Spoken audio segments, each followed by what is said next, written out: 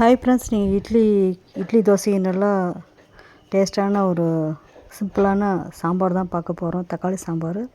அது எப்படி செய்யுதுன்னு பார்க்கலாம் வாங்க. இதை மாதிரி செஞ்சு பாருங்கள், வீட்டில் ரொம்ப நல்லாயிருக்கும். எந்த காயும் தேவையில்லை, ஒரு தக்காளி மட்டும் போதும். தக்காளி, வெங்காயம், துவரம்பருப்பு, பூண்டு அது மட்டும் போதும். வாங்க எப்படி செய்யுதுன்னு பார்க்கலாம். அதுக்கு ஒரு கப்பு துவரம்பருப்பு எடுத்திருக்கேன். அதில் நல்லா பழுத்த தக்காளி, நாட்டு தக்காளி எடுத்திருக்கேன். நம்ம சின்ன வெங்காயம் 2 ஒரு 4-5 போட்டுங்க உரித்து. எந்த வெங்காயம் வேணால் போட்டுக்கலாம். 4-5 பச்சை மிளகாய் போட்டுங்க.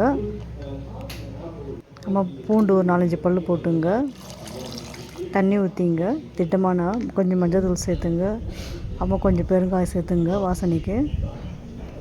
தண்ணி போட்டுட்டு ஸ்டவ் ஆன் பண்ணிட்டு குக்கர் வச்சுட்டு ஒரு 5-6 விசில் வரட்டும், 4-5 விசில் கூட வரட்டும்.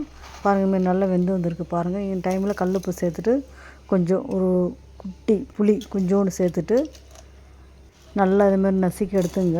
அப்போ ஒரு பேன் வச்சுட்டு எண்ணெய் ஊற்றிட்டு வடகம் போட்டுட்டு காஞ்ச மிளகாய் 4 கிள்ளி போட்டுட்டு கறிவேப்பிலை போட்டுட்டு தாளிச்சி இதில் கொட்டிடுங்க. நல்லா கலந்து விடுங்க. அதில் கொஞ்சம் தண்ணி வேணால் நீங்கள் தண்ணியாக வச்சுக்கலாம், கெட்டியாக வச்சுக்கலாம். இது தண்ணியாக வச்சா தான் நல்லாயிருக்கும். இட்லிக்கு நல்லா சாம்பார் இது நல்லாயிருக்கும். நல்லா கலக்கி விடுங்க. கொஞ்சம் கொத்தமல்லி தழை தூவி விட்டுடுங்க.